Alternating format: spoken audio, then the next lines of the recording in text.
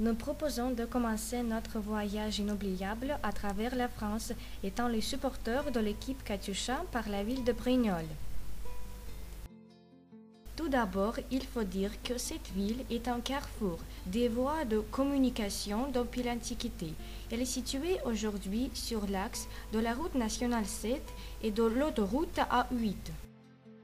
Brignoles, carrefour économique dès le Moyen Âge, site des comtes de Provence au XIIIe siècle. Capitale du centre-Var avec ses 17 000 habitants, Brignoles est la ville la plus peuplée de la Provence verte.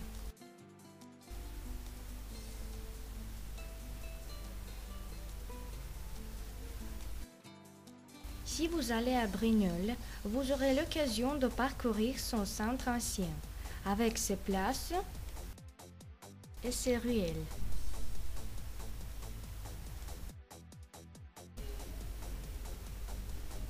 En plus, ce serait l'occasion de visiter l'exposition sur le commerce et l'histoire des prunes de Brignoles. C'est la prune séchée qui doit son nom à sa forme de pièce de monnaie, la pistole. Elle a été longtemps emblématique de la ville. À l'époque du XVIe siècle, cette prune était fort appréciée de François Ier.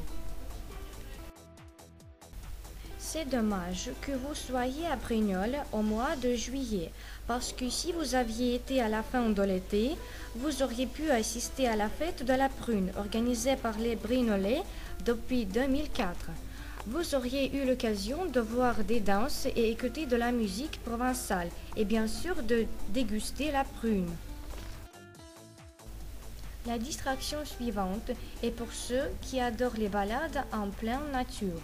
On vous proposerait des balades nautiques, descente en canoë sur la rivière L'Argent par exemple, et un circuit en VTT. À Brignoles, ne perdez pas l'occasion de goûter la ratatouille, plat typique de la Provence, cuisiné avec des aubergines, des tomates, des courgettes, des poivrons rouges et des oignons. Nous poursuivons notre itinéraire et l'arrêt suivant est Marseille. C'est le chef-lieu du département des Bouches-du-Rhône et la capitale de la région Provence-Alpes-Côte d'Azur.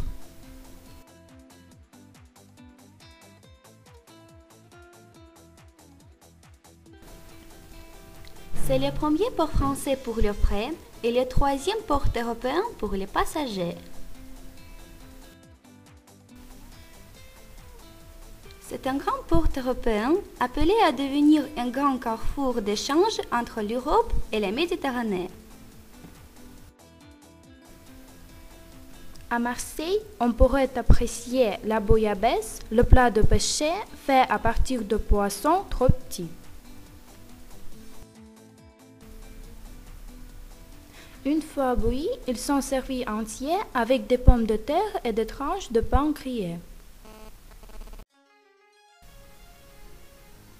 À Marseille, vous auriez l'occasion de voir Notre-Dame de la Garde.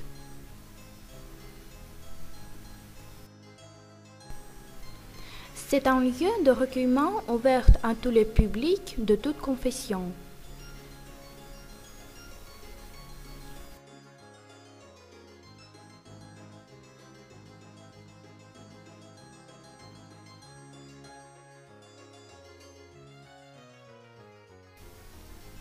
Encore, vous auriez la possibilité de voir la calanque d'en haut.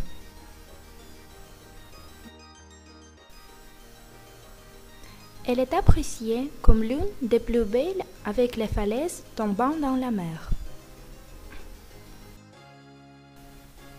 C'est le paradis des grimpeurs.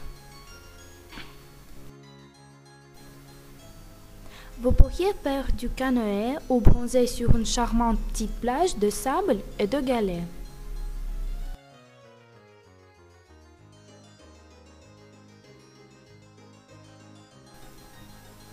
Si vous vous trouvez à Marseille, allez obligatoirement voir le Fort Saint-Jean, c'est à visiter. Il est bordé par une promenade piétonne très agréable de jour comme de nuit.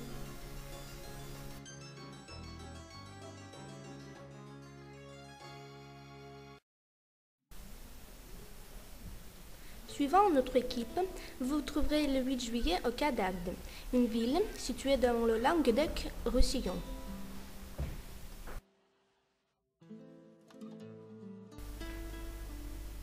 Le Cap d'Agde est une station balnéaire construite au pied d'un ancien volcan, baigné par la mer Méditerranée.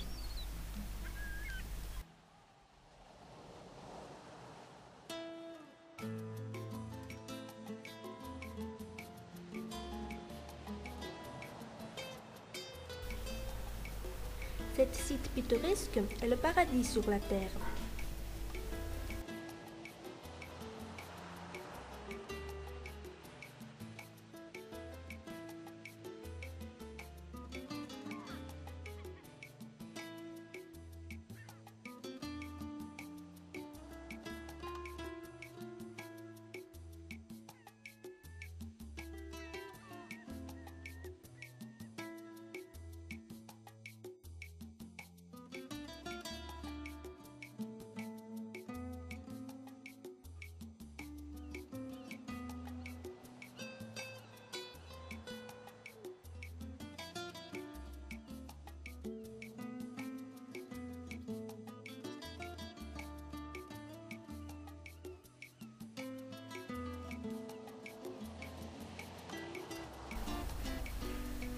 De nombreuses distractions sont à la disposition des touristes. On pourrait faire des manèges dans le parc d'attractions, nager dans la Calandre ou jouer au tennis ou bien au golf. Après le Cap d'Agde, vous arriverez à Perpignan. Cette ville est située sur la voie reliant le détroit de Gibraltar à la péninsule italienne. Nous vous conseillerions de voir le Palais des Rois de Majorque. C'est le monument le plus important de Perpignan, un des témoignages les plus remarquables de l'architecture civile et militaire médiévale. Si vous visitiez Perpignan, vous apprendriez son histoire. Perpignan était longtemps une place forte et maintenant elle est une ville frontière. Elle a été le théâtre d'invasions, de guerres depuis le passage d'Hannibal, les déferlements des Vandales, des Wisigoths, des Arabes, puis des Francs.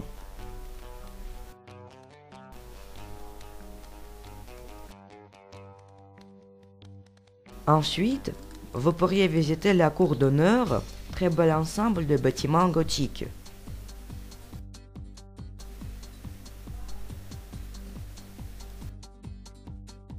Si vous vous promeniez dans le parc Le Serrat d'en Vaquet, vous verriez un panorama exceptionnel.